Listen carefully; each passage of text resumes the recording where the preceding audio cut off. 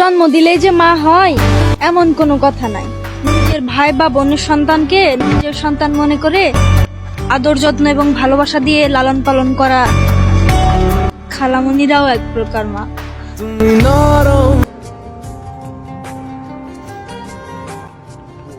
আমার আর অপেক্ষা শেষ হয় না, সারাটা দিন ফোন হাতে নিয়ে বসে থাকি আর একটা মেসেজের অপেক্ষায়।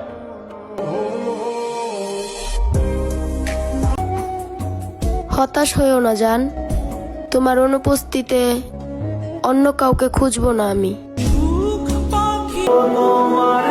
জানি না আমাদের ভাগ্যে কি আছে, তবে আমার বিশ্বাস তুমি একদিন আমার হবে। অনেক ভয় হচ্ছে, কবে জানি আত্মহত্যা নামক ভুলটা আমিও করে বসি।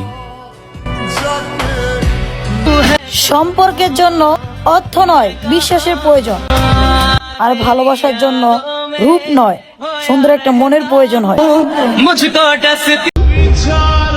কেউ পাবে বলেও অবহেলা করে, আর কেউ পাবে না জেনেও দিনের পর দিন অপেক্ষা করে। যেই আকাশে আমি তোমার স্মৃতিচারণ করি, সেই আকাশে অন্য কাউরে নিয়া কেমনে উড়াও ঘুরি। ওহে আমার মহারাজা, তোমাকে ছাড়া যে কিছুই ভালো লাগে না। এই 20 কোটি মানুষের ভিড়ে তুমি আমার হৃদয়টা জুড়ে। যে চোখ দিয়ে তোমাকে দেখে ভালোবেসেছিলাম, সে চোখ চিরকালের জন্য অন্ধ না হওয়া পর্যন্ত তোমার মায়া কাটবে না। কিন্তু আফসোস, এ অভাগার চোখের মায়া তুমি কখনো বুঝবে না। হয়তো যোগাযোগটাই বন্ধ হয়ে গেছে, কিন্তু ভালোবাসাটা ঠিক আগের মতোই আছে।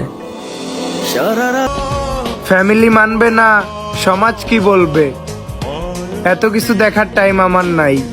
তুমি শুধু শক্ত করে আমার হাতটা ধইরা রাখো, আমি সারা জীবন তোমার সাথে কাটিয়ে দিব। আপনাকে হারানোর ভয়ে আমি কেঁদে ফেলি। এর থেকে বেশি কিভাবে ভালোবাসতে হয় তা আমার জানা নেই।